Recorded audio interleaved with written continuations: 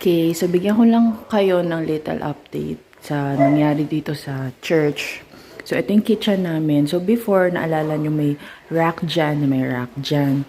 Ang problema namin sa rack na nakalagay dito, lahat ng gamit ay namamantikaan or natatalsikan ng mantika kasi nga dito nagluluto.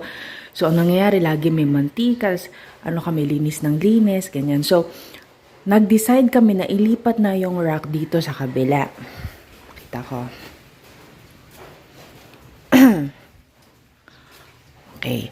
So, dito muna siya sa children's ministry room kasi yung existing nila na parang rack na gawa sa kahoy ay tignan nyo, oh. Yan. So, ginawa na nila ng kanilang bahay. Ano, anay ba tawag dyan?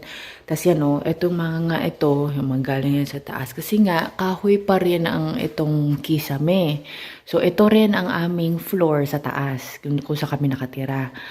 So, ngayon, hindi pa siya yung priority or project kasi ginagawa namin yung, yung stage. So, ang magagawa lang namin is tagalin ito para hindi na siya pag-anuhan kasi nga kahoy siya. Babaklasin namin, tapos ililipat lahat nitong mga to dito.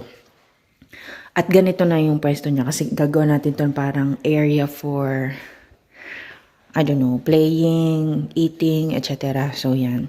So, yan ang gagawin natin. Tapos, punta tayo doon sa stage. Ito na yung update sa stage. May mga wood panel na siya, tapos pipinturahan na lang.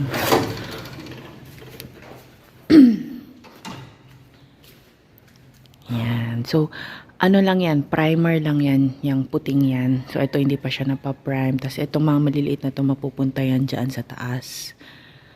Yan. So, ang daming mga discussion kung ano ba talagang kulay ang pwede, ganyan. So, nung una, ang pinag-isipan namin, gray, or parang yung color ng lighthouse, which is navy blue.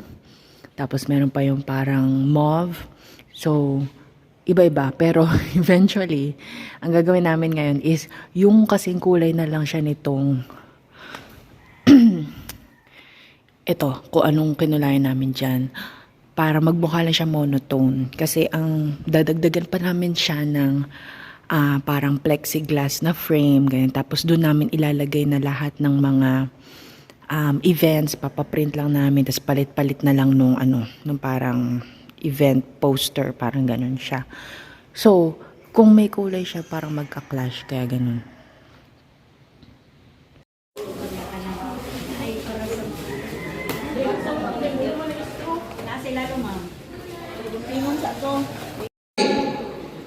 Stand up.